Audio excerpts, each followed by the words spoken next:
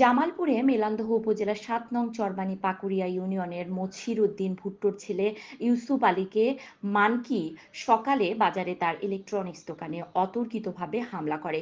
এদিকে ইউসুফ হামলাকারীর হাতে আহত হলে গুরুতর অসুস্থ হয়ে জামালপুর জেনারেল হাসপাতালে ভর্তি হন তিনি। আহত ইউসুফ জানায়, দোকান ধনী বাড়িতে গেছি, বাড়িতে না হ্যাঁ আবার দোকানে কারেন্ট নষ্ট হয়ে গেছে, ওটা ঠিক করতেছে আমগুটাই। ওরা যায় পাইতেছে যে আঙ্গ তার কাটাস এই 4-5 জনে যায় মারলো।